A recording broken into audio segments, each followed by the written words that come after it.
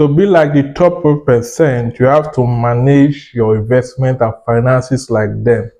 They have characteristics that you need to embrace, such as being savvy in financial practices, being disciplined, or have disciplined habits, and also be a strategist. And these are the 5 things you need to do, or 5 ways to manage, the 4 ways to manage like the top 1%. Number one, prioritize financial planning and investment analysis. The high net worth individuals, they lead, they know the importance of risk management, diversification of classes, and financial planning. They plan to build long-term wealth rather than short-term gains. And this is how they do it. Their plan is aligns with their goals and aspiration. Maybe their hobby, maybe what they are passionate at, or maybe from their profession or their field of expertise. Number two is that they use tax efficient investment strategies, such as using tax advantageous accounts to run their investment, and also they do real estate planning. They also know the diversification of asset classes like stock, bonds, private equity, real estate, and alternative investments such as blockchain and crypto. They adjust their portfolio according to the market conditions and personal circumstances. Now, number two thing you need to do, or the second way you can manage your investment, like the top 1%, is build system and team to run your business efficiently. The high net worth individuals, they build system and have delegation that can run their investment efficiently so that they can focus on other high activities. And this is how they do it. Their team consists of legal counsel, financial advisors, operational manager, and accountants. They build this team so that they will not be directly involved in tasks they delegate to them.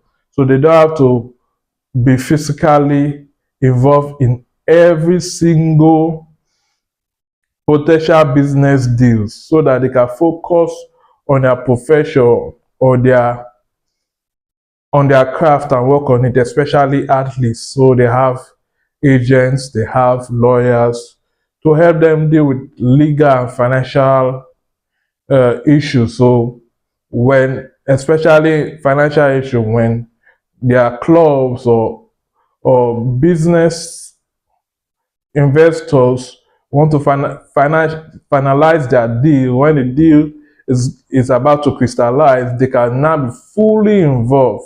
But the agents and their financial advisors, they sort out the nitty-gritty, whereby when they feel that a deal is close to fruition, they are now fiscally involved. And once you're having this kind of system and teams, they need to automate their financial transaction. They don't regularly have or physically have to be in a bank to make bank transactions. And using technology, they can have financial communication, financial analysis using technological platform, and this can help them track their finances, know the kind of expenses that are outrageous, and also they can study their growth and their wealth using technology. Number three thing you need to do to be like the top 1% in terms of managing your finances is expense management and cash flow management. The top 1% meticulously monitor their cash flow and their expenses. Now, knowing their cash flow and expenses is the bedrock for building wealth. If they don't know that, they won't know whether they are saving or they are losing money. And the best way to save, the best method to use in saving money is budgeting. Thereby, you're allocating every dollar or every currency to a particular purpose. By doing this, you are able to know what is coming in and what will eventually go out, and you are planning ahead when your income comes in your account.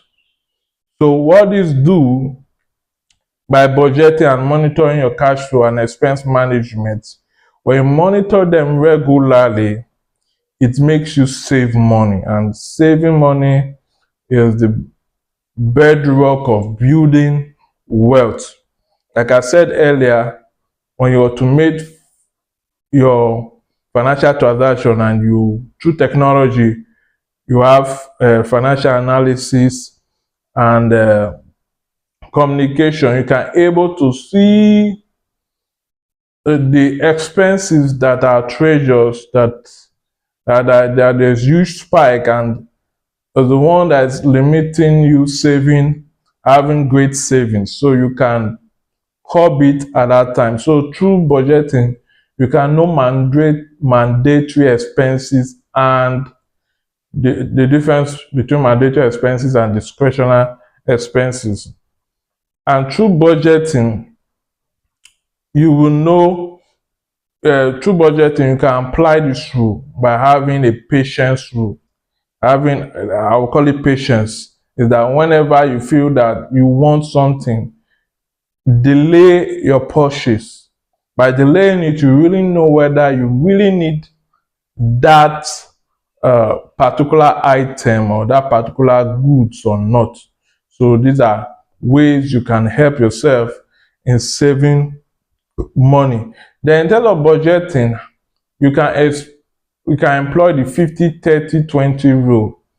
The 50%, spending 50% of your income on needs, the basic transportation, food, water, basic clothing if you have none, and electricity bills.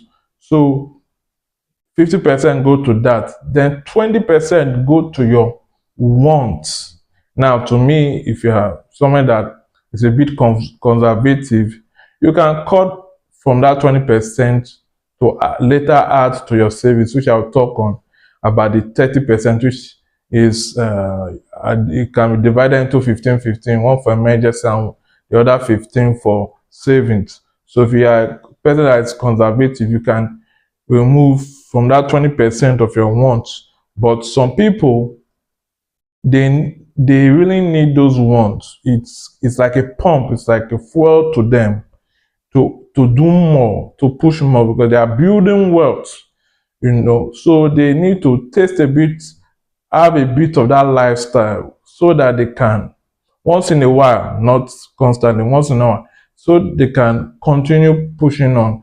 Somebody told me about a popular actor in Hollywood many years ago that he spends a lot of the money that he earns from acting. So to him, that really pushes him more to go and act again. So if he doesn't really spend a bit of what he's earning, live luxuriously, he doesn't feel the need to act. So some people are like that. Some people are wired like that. They need to, sometimes take themselves to an expensive restaurant, sometimes buy maybe expensive clothes or two, or expensive jewelry, just to have that kick again.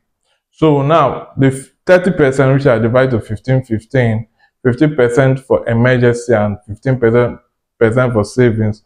50% for emergency is that Or an unforeseen event can happen.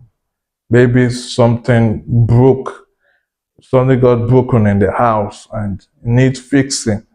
Unforeseen situation happen which you can't, predict. If you have not stored enough money for that kind of situation, it can take you unawares and it can drain your financial income, or you can drain your savings. So you prepare for that. And to me, it's also an additional savings, because you may be lucky that throughout the year you have no emergency, and thereby you can put that money and add it to your savings in order to invest. Like now, 50%, the other 15% is for your savings. But also, I want to add, we all know what savings is, and you're saving, to build wealth, or you're saving for investment. So when you're budgeting, it makes you save money, and the best way to build wealth while saving money is to reinvest while saving it. Because if you don't invest while saving, you are just building wealth in a arithmetic or progression.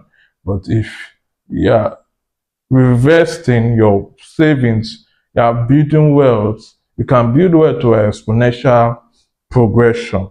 So number 4 thing you need to do, which is the last, is design the future backwards. The average man have planned the ideal outcome for his financial goals and dreams. So he has a particular plan that, is void of real life situation or real life obstacle. So the elites, they plan future outcomes, but they reverse engineer it. They ask themselves what needs to be true in order to achieve this goal, or what are the potential obstacles, even the obstacles that I can't see, or that is unpredictable, that can limit me from reaching these goals. This brings more clarity to their vision.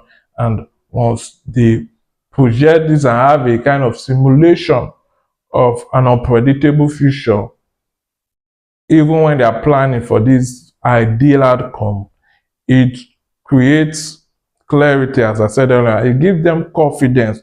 They are more confidence, more bounce to their step when they are taking their action, because they are prepared for any situation. And the funny thing is that even those obstacles, there's a possibility that you may not see them on the road. So thereby you have an added advantage, and this is how the elites do it. So we've come to the end of this episode. Please, if you like more content like this, hit the subscribe button, write a comment, and press like. Press the notification button. My name is Chris. Thank you very much.